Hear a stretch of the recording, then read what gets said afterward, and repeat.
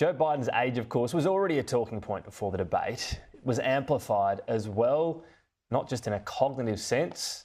Plenty of discussion online about this footage of the First Lady, Jill Biden, helping her 81-year-old husband off stage. You can see pretty small steps there, but having to be helped off. He clearly needed assistance to descend those steps to greet the two CNN moderators after that. So I'm sure that'll be images played as well. Let's get more reaction. CNN reporter Julia Benbrook has been good enough to join us live. Julia, thank you very much for your time. I know it's late over there. First of all, how are people, the voters, reacting to tonight's debate performance?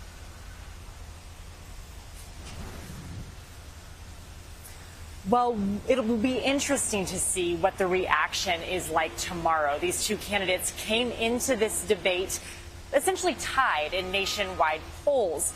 But we are hearing some reaction. There are some Democratic Party officials who have privately expressed concern about Biden's performance in this debate, citing some of those more shaky moments that he had. There was an interview with Vice President Kamala Harris on CNN shortly after the debate where she said it's not about these 90 minutes. It's about the last 3.5 years and the work that their administration has done for the American people. But when she was really pressed about his performance, she admitted that he got off to a, quote, slow start. Yeah, OK. And in terms of the standout moments, what did you see them as this evening?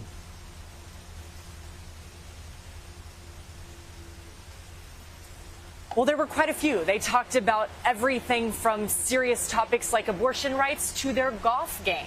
These two were also asked about their age. They're only a few years apart. Now, it's typically Biden's age that gets discussed, but they would both be the oldest president on their swearing-in day. And so both of them tried to say, yes, I'm fit for office. I am ready to go. When it comes to abortion rights, that had been a key part of Biden's re-election campaign. He says that he wants to codify parts of Roe v. Wade. Trump, on the other hand, is proud of the fact that Roe v. Wade was overturned and spoke about the 3 conservative Supreme Court justices that he appointed. On immigration, they both say that the border should be more secure, but Trump says that Biden's not doing enough, and Biden says that Trump, in part, tried to stop a bipartisan agreement that they had to strengthen the border. They are two very different candidates. What about their preparation? How did that differ?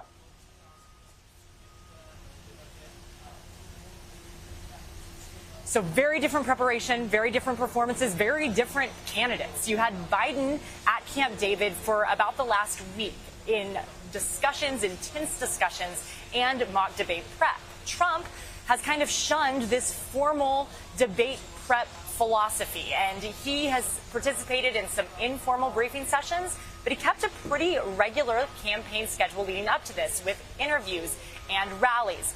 Went about it very different ways. His team really encouraged him, Trump's team really encouraged him to stray away from airing grievances tonight and instead focus in on issues like crime, inflation, and the economy.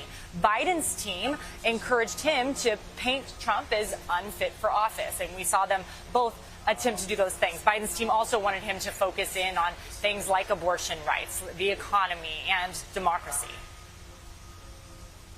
Yeah, OK. Now, a big moment, but it's also one that's come well out from the election, indeed the first debate before the candidacy is actually confirmed. So what is next in this cycle?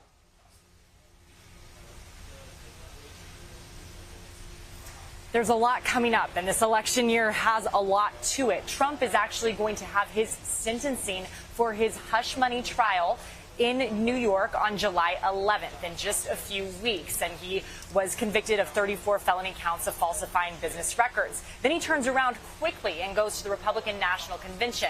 There, he has said that's where he plans to announce his running mate, so lots of eyes on that. Then in August, you have the Democratic National Convention, and then these two candidates have agreed to a second debate. That's scheduled for September 10th on ABC. All right, so that will be another appointment viewing moment. Julia Benbrook, appreciate your time. Thank you.